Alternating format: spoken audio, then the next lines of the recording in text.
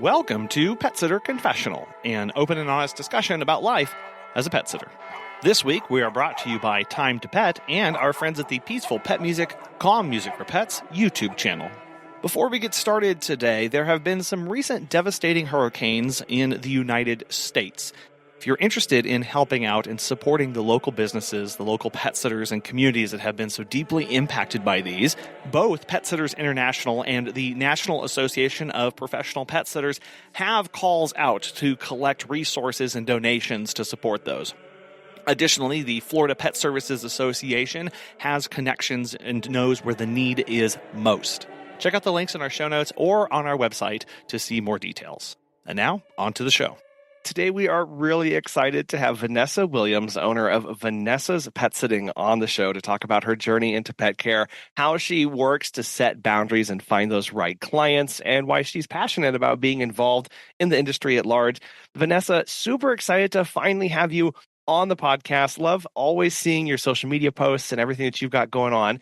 For those who aren't familiar with you and your work, could you please tell us a little bit more about who you are and all that you do?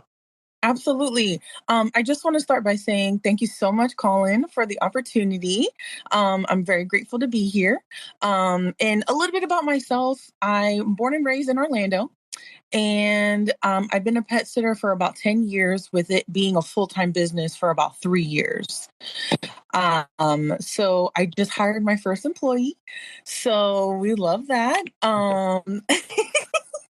So, just, getting familiar with having an employee and kind of the things that entail, having your first employee. But, like I said, I've been a pet sitter for about 10 years. My business has been for about 3. I service all over the Orlando area, from Windermere, Winter Garden, Hunters Creek, all of the things. So we're all over. So yeah. 10 years ago, how did you get started doing this? Yeah, so I kind of started how everybody else started, doing it as a side gig. So I worked at a hospital, and one of the nurses was like, "You love animals, don't you? Do you want to watch my dogs this weekend?" So I stayed at her house. She, made me super comfortable, and I stayed overnight. That was my very first overnight with her dogs. And ever since then, I had watched her dogs for years and years and years. And then I started watching for other coworkers and all the things. And then eventually I was the hospital pet sitter at my job for all my coworkers. And then I had the idea of making it a business. So I made it a business, a side gig. And I was obviously working full time, but and then I moved down to Florida, back home in 2018, and then I made it an official business in the state of Florida. Wow. So you moved to Florida and then started full time right there. Mm-hmm. So I was expecting the story to be that, you're at the hospital, you're growing, you're working with clients, then, you need to get laid off or you go to this full time. But you moved and started the whole business from scratch and just went, I'm going to do. What was that like, moving back home and then going, this is my thing now? Yeah, so it was something that I just felt was right for me. It kind of was one of those decisions that I felt like, okay, this is my thing and I'm good at it and I have a lot of great feedback. So let's make this into an official business. And transitioning from moving and trying to figure out how to start a business and all the ins and outs of what that entails was a very difficult, but we're here now, and we just got to keep moving along. So, but I wouldn't go back. So I love it. You said that phrase. I got a lot of great feedback, and I wanted to make this how important that feedback is from our clients, right? Because it helps us make powerful decisions. Because what that gave you is it gave you that confidence to go, no, you know what? I am really good at this. Like this is a thing I can do. And we can stay in our heads a lot if it's just us sitting and thinking and going, what do I do? How do I do this? But once you get that little bit of feedback from a client, it just changes everything, doesn't it? Absolutely. And for me, it was like hearing the same things from different people, as far as, thank you so much for giving me peace of mind while I've gone away. Thank you so much. I was able to go on vacation without worrying about my pets. Thank you so much for taking care of my home, things like that. So it was kind of like the reassurance from multiple different clients that I was like, okay, this is my thing. Let's try to build here. Well, because we often talk about getting reassurance from, friends or family or coworkers or from, other pet sitters, but sometimes we don't have that. So we've got to look back to people who we're already serving and kind of do the like, is this what you like? Is this okay? Are we driving with this? So that you can know, yeah, how do I do this? How do I do this for other people? Exactly. You're right. Yeah, and it's just that confidence to be able to step out in that, because it's an industry that you didn't go to school for, I didn't go to school for, right? And so there's sometimes where we go, right, okay, is this the right thing? Especially when it comes to actually the business side of stuff too, going, Yeah. is this the right cancellation policy? Is this the right booking requirements? There's a lot that we have to suddenly decide that's what right for us. Exactly. And sometimes a lot of us pet sitters went to school for something else and we ended up being full-time pet sitters. I went to school to be an EMT and ride on an ambulance and try to be a paramedic or a firefighter. That was my end goal, to work at the hospital full time. And I ended up, not really loving it. And I kind of was like, okay, well, that's okay. We live and we learn, we go through things. And I went to school to be to go to essentially be a firefighter or paramedic, and I ended up being a full-time pet sitter. So just a little different. Yeah. Well, you said we live and we learn and we go through things. That's part of it. We've got to go through things sometimes too. There's no better education than the experience, and I have to learn both what I'm good at, but sometimes what I'm not good at or what I don't like before I can finally make those decisions. Absolutely. And so you're growing the business there, and you're 3 years into doing this full time. I was curious, how are you at working on setting boundaries in your business so that you have that space between your business and then the rest of your life? Sure. So I'll be very honest. I was not the greatest at setting boundaries. So we had to be confident in ourselves and confident in our business. And as far as setting boundaries, I just have to put it in a way to the client that is, to the point. This is how we work. This is what we need. This is what we need to do before we schedule a meet and greet or we schedule services, et cetera, et cetera. And I think it all comes in with just having confidence. So I know for me personally, like I just was like, gosh, I don't want to upset this person. I don't want to lose their business, et cetera, et cetera. But over time, you build that confidence of setting boundaries. Lets the client know that you're serious in your business and you're serious about how things go. And I'll be very honest, I've gotten much, much better at it.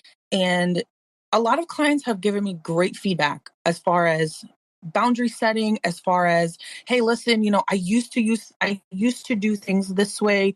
Now, as we're growing and as we are, getting more clients, we have an employee now. I want to make sure that we're doing things this way. And people totally understand. I think less than 5 people give me issues. And honestly, if they give me issues, then we already kind of know what that means. So, I haven't really had any issues so far, which is nice. I think a lot of people understand, and a lot of people like that confidence, and they like that, certain things have to be done a certain way. So setting boundaries is super, super important. And I think a lot of us, from what I see, like on our Facebook page and like just going through and talking to other pet sitters, that sometimes it can be difficult. But it just has a lot to do with how you feel about yourself and how, you got to respect your business. You have to respect the client, and they have to do the same to you. Yeah, that confidence. Clients really look to us for confidence.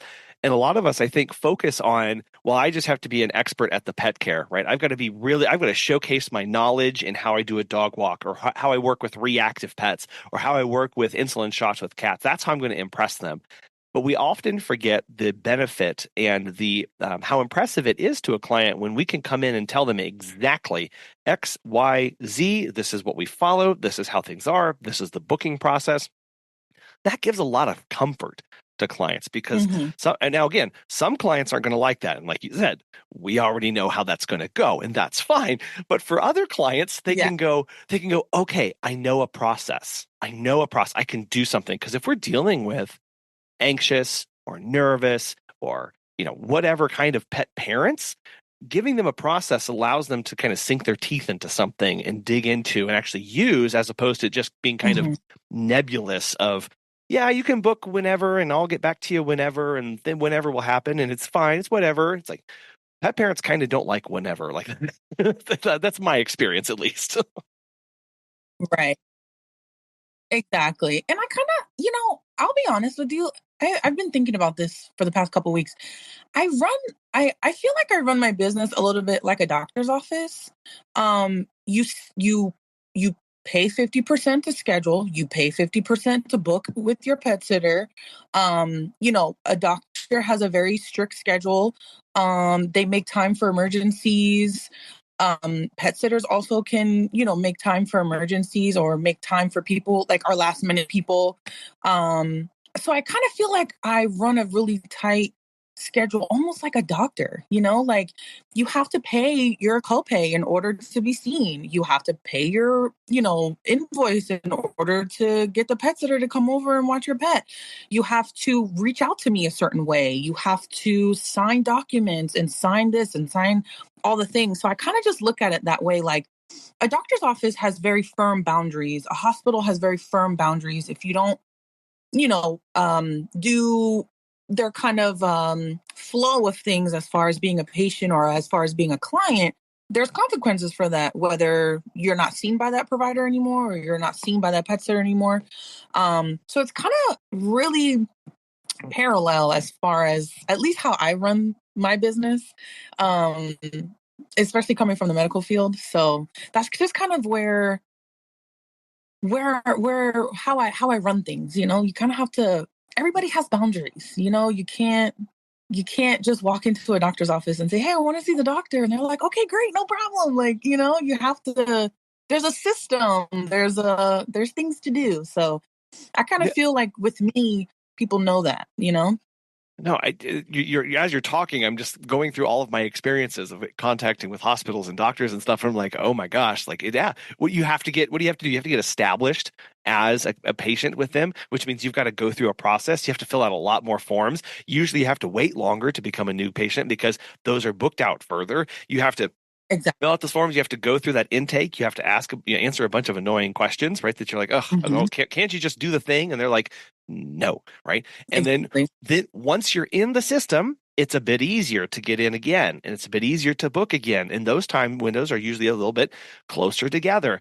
And then, going the booking. If you ever get thrown to central booking at a hospital, like, good luck trying to barter with those people. That doesn't happen. They just go, well, you need this kind of service. You need this, you need this kind of operation or this kind of thing. We'd schedule that on Tuesdays at 3, and the next one is in 3 months. You want that one? Exactly. And you say, yes, please.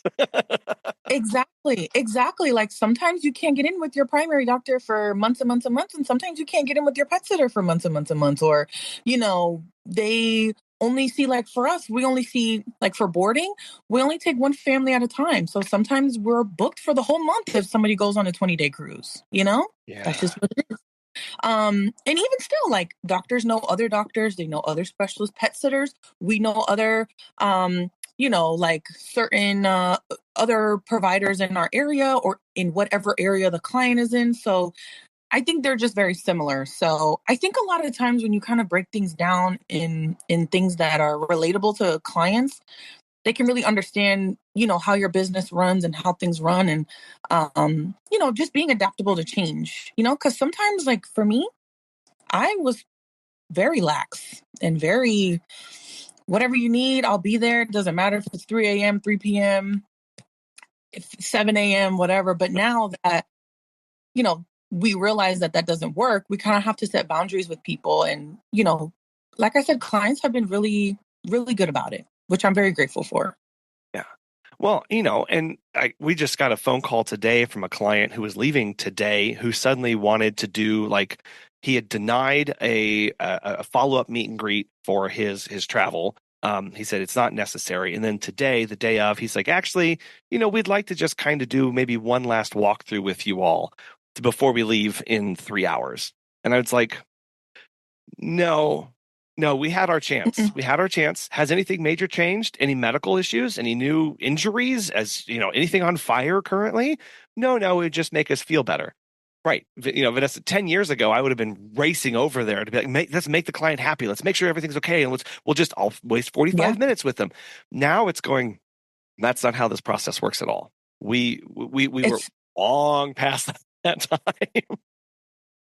Yeah, we're long past that time, especially now that you have, set up my employee for the things that happen to me, like the inconveniences, of us working solo.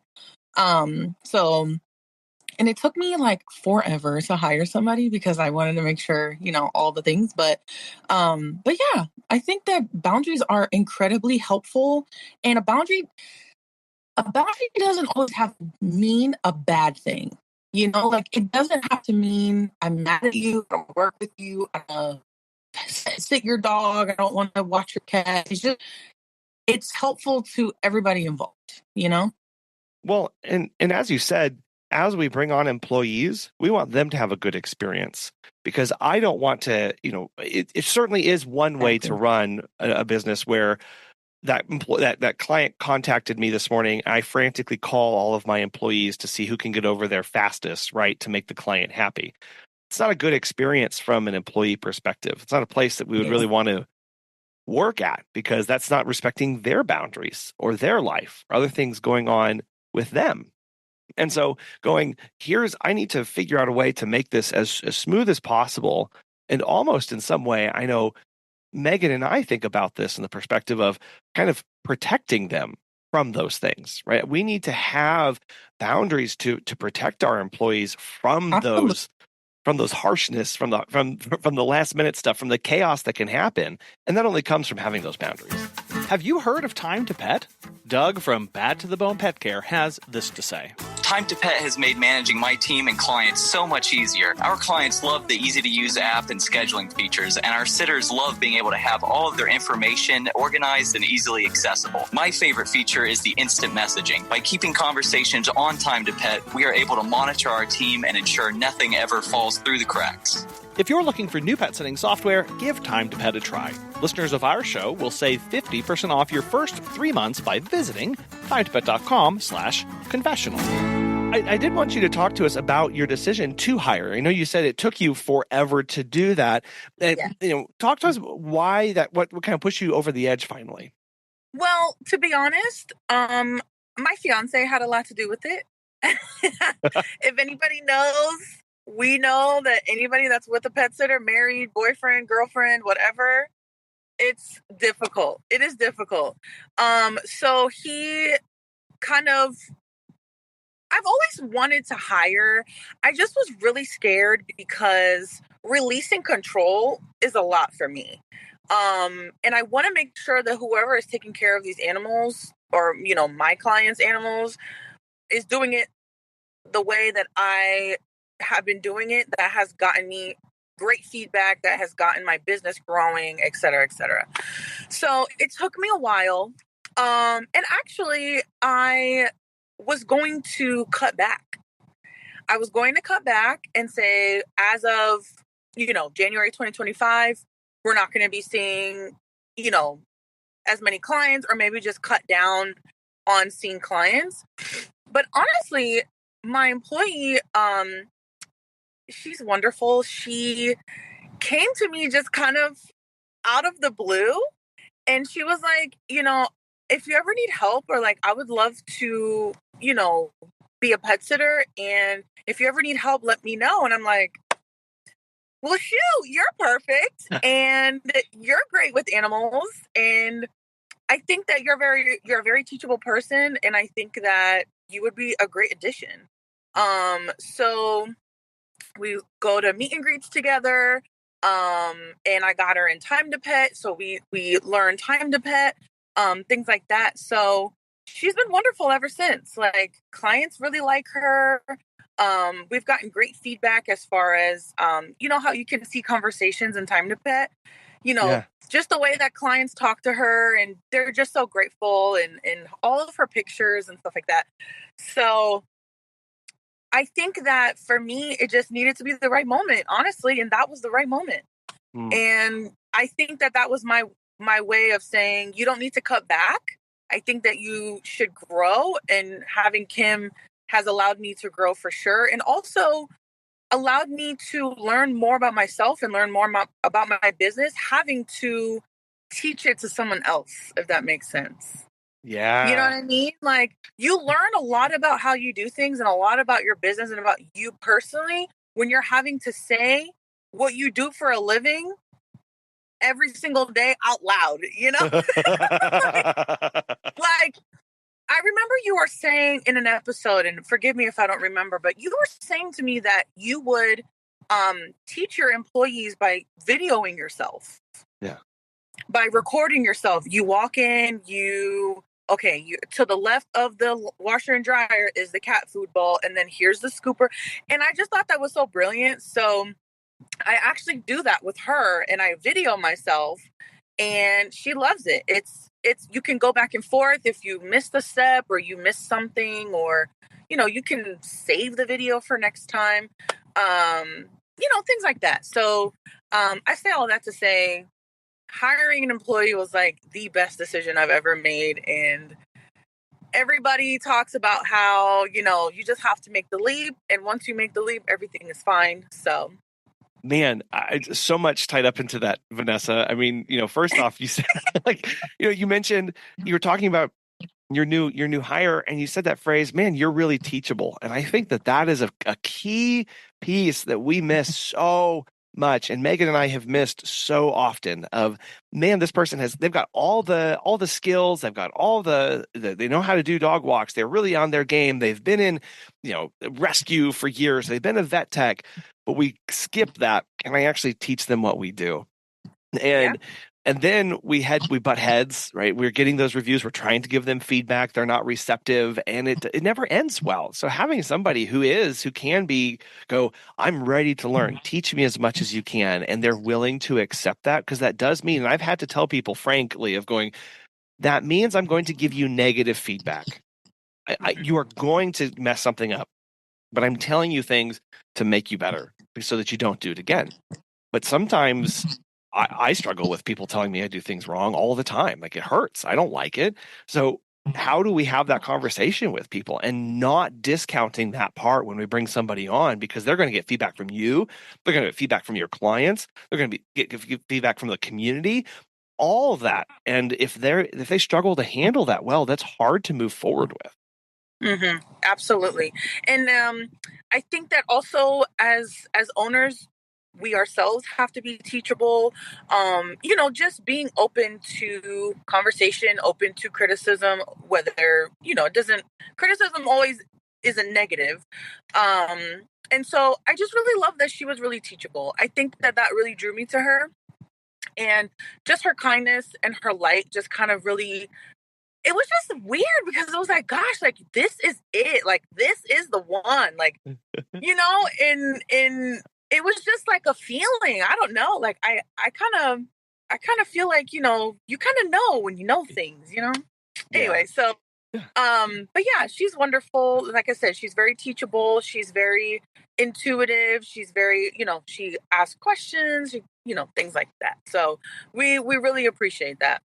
Well, and then the second part that you're mentioning there of, when you bring somebody on, you learn a lot about yourself and your business. And that is, Absolutely. I think, one of the scariest parts of looking to hire somebody, because a lot of times we do stress about, are they going to do it just like me? And a lot of times we don't know our own secret sauce. We don't really know what makes us so amazing other than it's us. And so we start to doubt, can I do anything? Can I teach somebody this? Is this possible? How do I do things? Mm-hmm. And talking it out little by little really does help. And once you find that teachable person, you've got to trust that they're going to absorb whatever you tell them. because that's all they know. Think about every job you've ever had before when you started. They assumed what? They assumed you didn't know anything and that they were just going to teach it to you. Everybody does this all the time, right? It's just going, right, that's where I am. I'm on my first day when my first jobs was at Kohl's and they were teaching me how to use the register. They had a process and they had hired, I guess they hoped that I was teachable and they were going through the process. We have to know, what exactly am I teaching? Am I just teaching, how to be on time? Am I just teaching how to scoop litter? What do we think is important? And that's what's different for everybody. But that's what's so cool about running our own business and bringing those kind of people on. Absolutely. And I think for me personally, teaching my business to someone and, having to say those things out loud, because as pet sitters, we spend our day to day by ourselves. Like there's a lot of like, there's little to none human contact, as far as like, in person.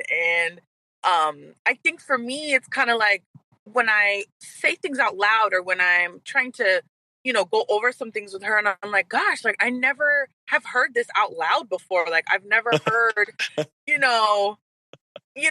making sure that we take out the trash every, towards the end of the visit so that there's not litter bags in there, or why we put the litter bags in the trash cans outside, things like that. And I'm like, wow, like I've never had to say stuff like this out loud, So it's very cool. I'm very grateful. And I've had great feedback so far and a great experience too.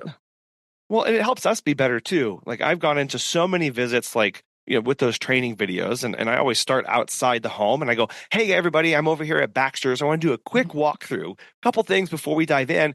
And then my brain just freezes because I don't actually I don't actually know the visit as well as I thought I did. Or I realize there's about 17 other things that I need to mention that they don't know. And so trying to go, I can't be the be all end all of institutional knowledge. I have to get this out there for other people because heaven forbid I get hit by a truck or I get sick, and somebody else has to come along. They need to have access to that information and really working to externalize that data and how you think about things. One thing we really focus on a lot is just like how you even enter a door. Like that's something we're really particular on because it's something I'm manic about. So it's going, I can teach people that. I can teach people what to look for, how to feel, how to move in, how to hold the door, how to work around it. But I've got to talk it out so that I know exactly what I do anyway, because it's just a lot of times we'll say, well, I don't know, I just do it. Well, you've got to talk it out. That helps so much. Yeah. Absolutely.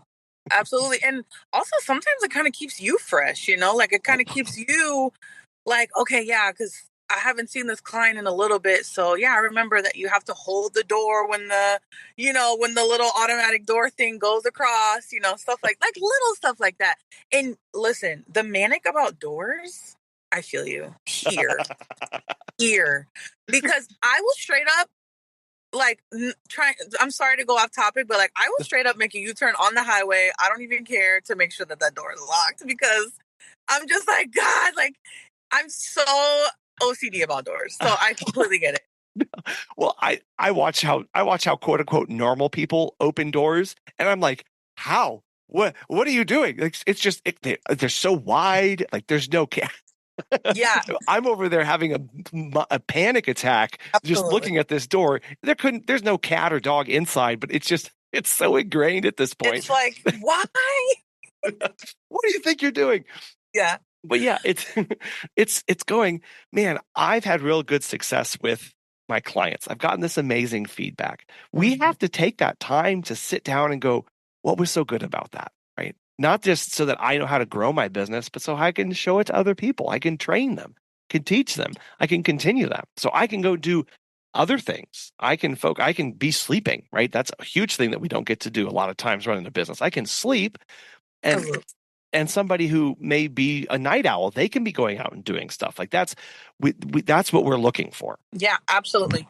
I agree 100%. One of the things I really like about following you on social media, Vanessa, is I love how you your posts. They're always so genuine. They're always so personal. I always feel like they're talking to me whenever you're posting them.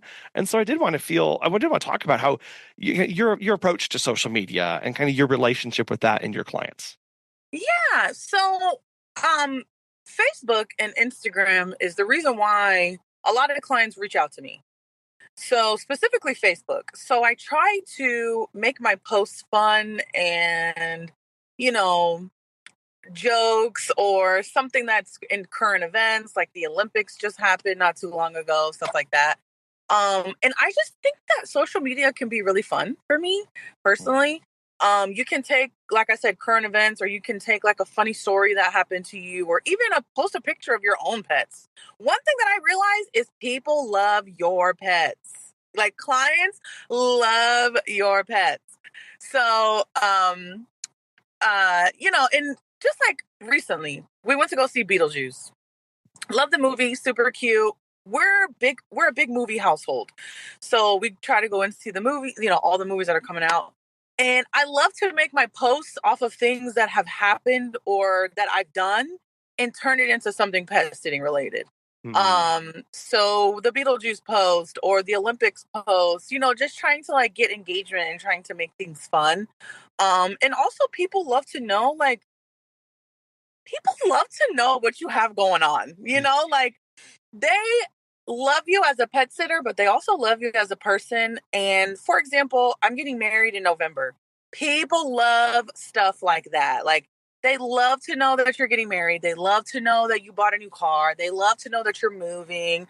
So I try to personalize things a little bit. I know that might be a controversial topic, but I know for me personally, that's gotten great feedback. If I'm a little more personal with people, and like I said, I just think that social media can be a fun tool to get people to engage with you and to get people to reach out to you, give you a little personality. They know a little bit about you. I can relate to people on things, stuff like that. So I really, really enjoy just making things up and trying to be funny or trying to make light of something. So I enjoy doing, posting on social media for sure.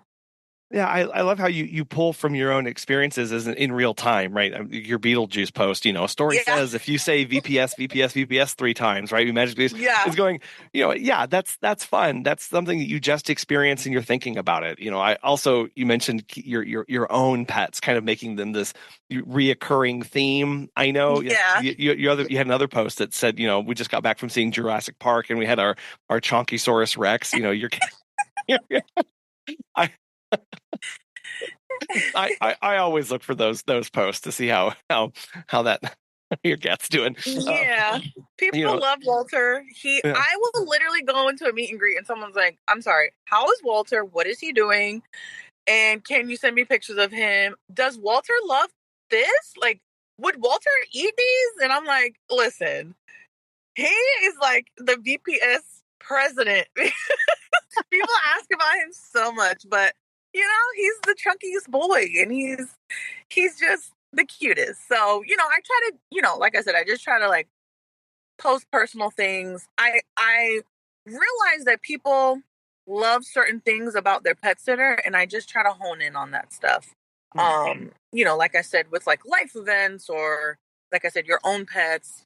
I get a lot of great feedback and it, posting on Facebook helps me fill my schedule, believe it or not. And when I say that, when I make let's say I'll make a post tomorrow, I'll get 5 people to reach out to me and be like, "Oh my God, I totally forgot. I saw your post on Facebook. I need to schedule for et cetera, et cetera." So I try to post pretty frequently because believe it or not, it helps me fill my schedule. It keeps people, it keeps me on people's algorithms, if that makes sense, Yeah.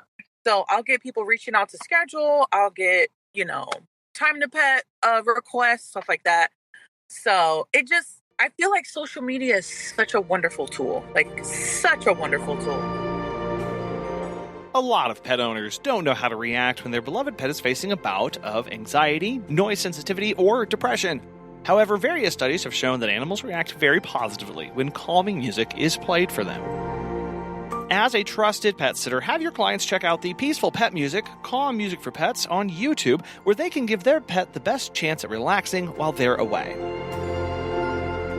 From peaceful melodies to soothing nature sounds, this YouTube channel is the go-to spot when your client's pet is anxious and you don't know where to turn.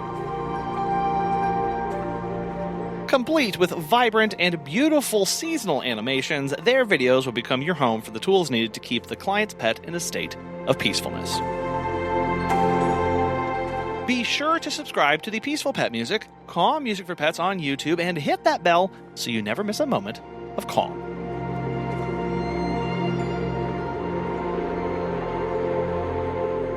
Well, and I love that because you have found your audience, your target client is on social media, right? And you are speaking directly to them.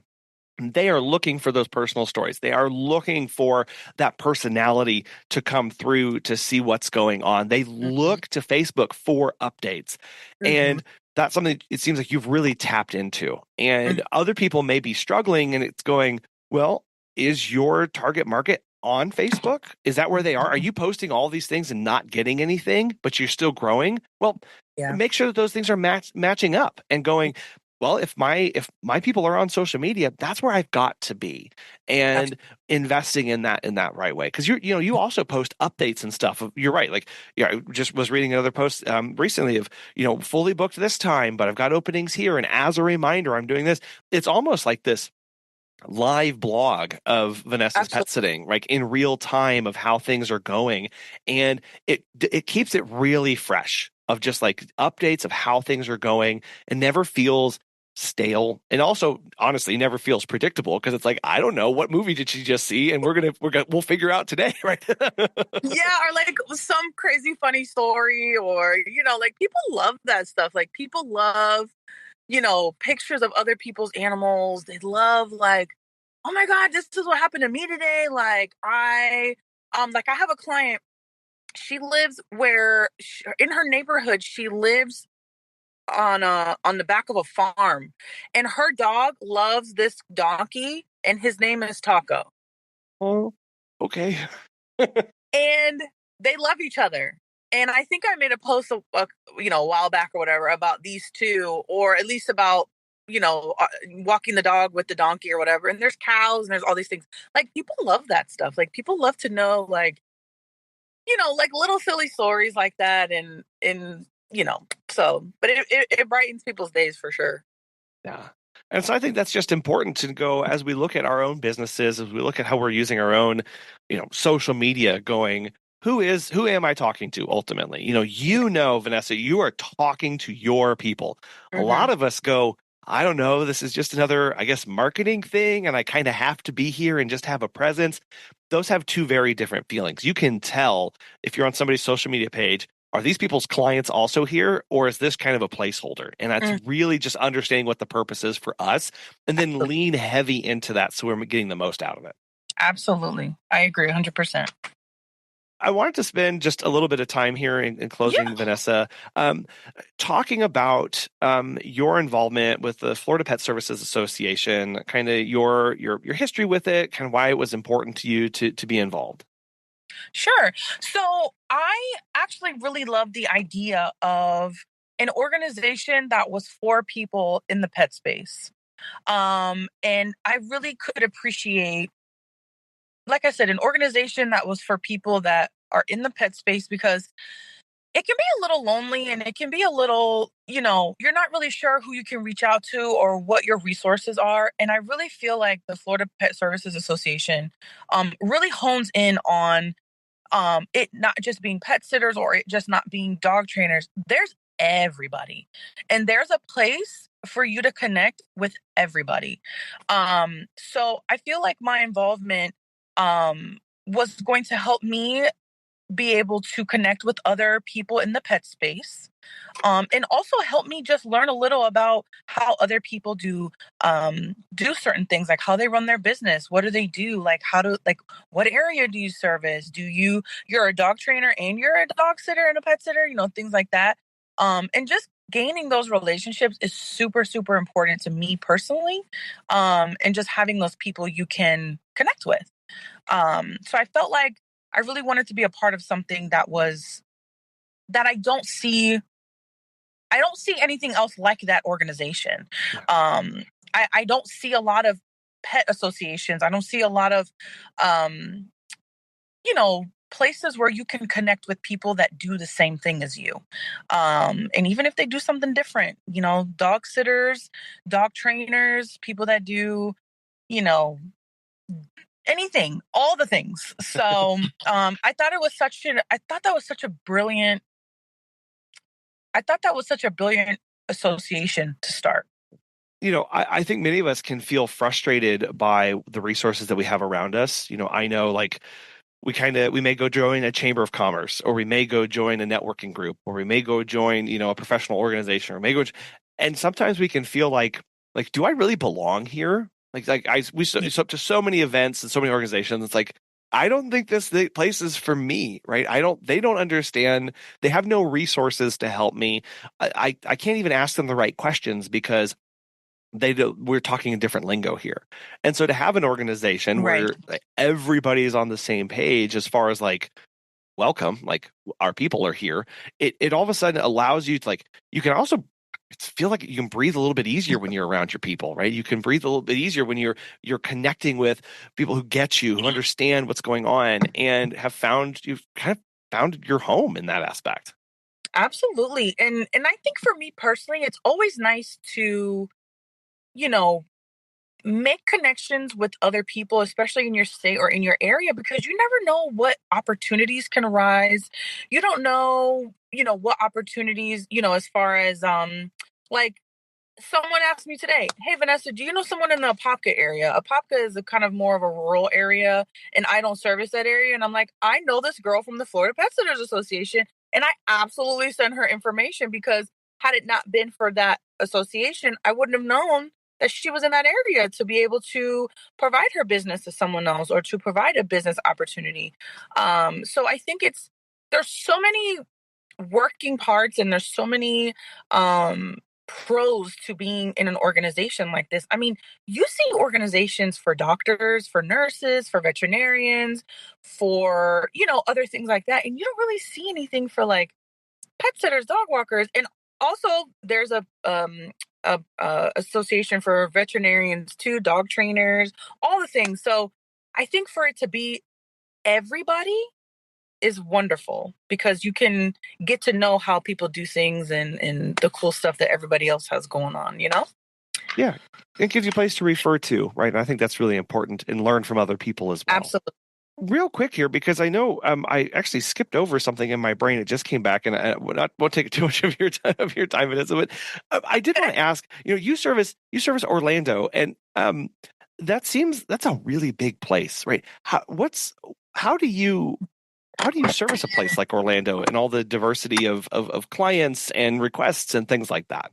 Yeah. So to be very honest with you, Orlando is such a special place. It's a melting pot of a lot of different areas. I mean, you've got people that have farms, and then you have people that live in high-rise apartment buildings, and it's just a melting pot. And I service all over Orlando. And Kim services, I think she services like an area close to downtown. So to be very honest, a lot of my clients come from all over. So I love to be able to just like go all over. And, I mean, Orlando is Disney World to everybody, like how cool is it to work? I actually see clients that are out by Disney. I see Disney employees because of their schedule, things like that. So I think that there's just a lot of character here, And also the one nice thing about Orlando is you can get anywhere in half an hour. So you can get to the top, left and right all over of Orlando in about 30 minutes. So that's always nice. I love hearing about that, because when I think Orlando, I do think, well, it's just Disney, right? Just Disney's there, right? What could possibly be so? Yeah. But it takes having that special knowledge of your community, of your local area, to go, no, here's how I best can serve them. right? And you even naming off like being able to serve Disney clients and also, farms out west, further inland, and then the high rises closer. It's like all that's going. That kind of knowledge as a business owner of what is driving the economy, where the needs of people are, that helps so much. And that really is important for us to be just cognizant and aware of what's going on. Otherwise, we don't know who to serve or how to serve them. Absolutely. Absolutely. And it's always nice to, get familiar with, because Orlando's a huge place. So there's a lot of things to get familiar with. There's a lot of things to learn and all of the things. So it's nice to know where my clients are coming from and where everybody is at. And also routing yourself and, hitting everybody's house within, your routes for the day and just kind of, enjoying your city, I love that. Well, Vanessa, I want to thank you so much for your time today and for encouraging us to get involved in ways that we can, and also by getting that feedback and leaning into that feedback through every stage of our business, and so that we can be making those good decisions. I really appreciate your time today. For those who are interested in following along and getting connected with you, how best can they do that? Yes. So my Instagram and my Facebook is Vanessa's Pet Sitting LLC. And my email is vanessaspetsittingservices@gmail.com if anybody wants to shoot me an email. But I'm very, very present on Facebook and Instagram. Cool. Well, I will have those links in the show notes and on the website so people can get connected with you right away. Vanessa, I really appreciate your time. This has been a real pleasure to finally have you on the show. Thank you so much. Thank you so much. I'm super grateful. What does your client's feedback mean to you? As a business owner, it should be invaluable. We need to know how our clients are feeling about our services. We need to know why they continue to use us. We need to know what they love and what they don't love, what they'd love to see us do more of, and what we may need to work on. Without this kind of feedback, how in the world do we know what we are doing and whether it is working? We don't want clients that just use us out of convenience or because we're the first one who picked up the phone. We want to be a business that's filled with passionate clients who love and rely on our services. What better way than to send a quarterly Google form or just ask them the next time you see them, how am I doing? What can I do more of to continue to serve you well? Is it nerve-wracking? Absolutely. Is it a necessity? Absolutely. We really encourage you to reach out to some clients over this coming month or 2 months and just ask, what kind of feedback can you give us? We are looking to improve to make sure that we are serving you with the excellence that you deserve. We want to thank today's sponsors, Time to Pet, and the Peaceful Pet Music, Calm Music for Pets YouTube channel for making today's show possible. And we really want to thank you so much for listening. We hope you have a wonderful rest of your week, and we'll be back again soon.